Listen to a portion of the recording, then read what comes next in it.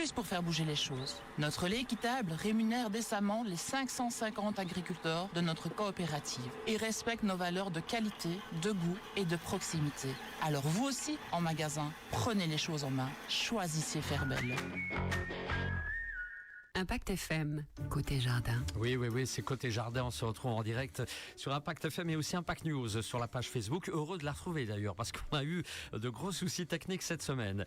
Frédéric Gabriel pour côté jardin. Bonjour Frédéric. Bonjour Patrick. Est-ce que tout va bien? Oh, tout va bien, chaudement, mais tout va bien. Ce temps merveilleux, c'est parfait. Bien. Oui, tout à fait. Alors Frédéric, de quoi allez-vous nous parler ce vendredi? Alors ici, la saison des plantes annuelles commence tout doucement à toucher à sa fin. Donc on va vous parler de plantes vivaces. Donc les plantes vivaces peuvent toujours se planter à cette époque. Maintenant, il faut faire attention à l'arrosage, ça on pourra parler peut-être tout à l'heure. Mais je vais dire que les plantes vivaces peuvent toujours se planter. Et aujourd'hui, je vais vous parler d'une plante vivace appelée l'Hélénium Mardi Gras. Ah bon, donc si je comprends bien, à mon avis, c'est une plante bien régionale, ça. Est-ce qu'elle fait partie du folklore ou pas? Je ne suis pas certain que ce soit vraiment une plante régionale, ni qu'elle fait vraiment non plus partie du folklore, mais malgré tout, c'est vrai que ses couleurs attirantes chatoyantes, faut vraiment qu'elle puisse faire partie un petit peu d'un cortège de carnaval, oui. Alors, comme c'est vous le professionnel, Frédéric, plante bien intéressante, de l'en convient. Qu'en est-il de sa culture? Alors, l'Hélénium Mardi Gras, donc c'est une plante très très intéressante au jardin car sa floraison va pas commencer ici dans le courant du mois de juin. D'ailleurs, elles sont en bouton pour l'instant et se prolonger ainsi jusqu'en fin d'automne. Donc, c'est une plante qui est intéressante pour avoir une floraison vraiment en continu durant plusieurs mois. Maintenant, au niveau culture, soleil ou mi-ombre, une terre bien travaillée comme la plupart des vivaces et c'est parti. Voilà, cultive donc au soleil mi-ombre, il n'y a pas de souci pour le moment là.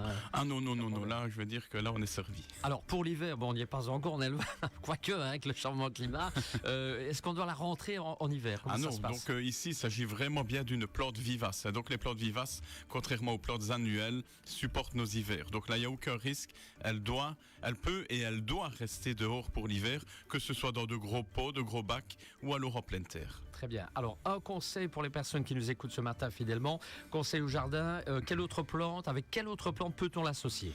Alors forcément il y a plein d'autres vivaces qui peuvent s'associer avec. Nous on l'associe très souvent avec le géranium, avec un géranium vivace, c'est le géranium rosane. Donc l'Hélénium Mardi Gras, il sera toujours dans des tons rouges orangés. Il va commencer orange, il va terminer rouge. Le géranium rosane est dans un ton bleu mauve. C'est deux couleurs qui n'est pas toujours facile d'accorder au jardin. Et pourtant ici, lorsqu'on les met l'une à côté de l'autre, ça donne vraiment un effet direct et superbe, avec une floraison qui va durer pratiquement 6 mois ici sur l'été. Fort bien. Alors pour terminer, ce petit conseil jardinage de saison. Alors un petit conseil, forcément là on voit le soleil, on voit la chaleur, les plantes qui ont été mises en place cette année ici, que ce soit en fin d'hiver ou en début de printemps, il faut arroser.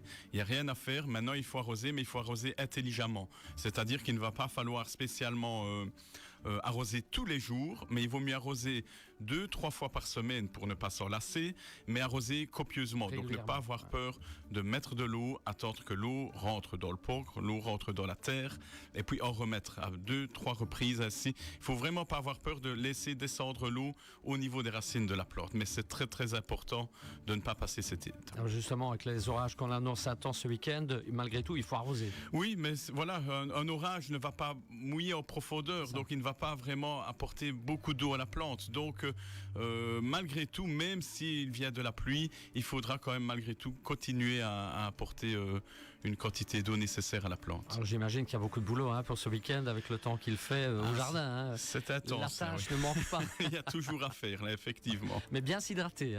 Bien s'hydrater également, voilà. Okay. Oui, ça, on n'y manquera pas. Grand merci, Frédéric, de vos précieux conseils. On vous retrouvera dans 15 jours, évidemment, selon la formule. Dans un petit instant, l'info est arrivée de 8h08. Et on revoit, s'il n'était pas en direct, la séquence jardinage sur notre page Facebook Impact News. Frédéric, bonne journée, bon week-end. Également, Patrick, merci. Au revoir. Au revoir.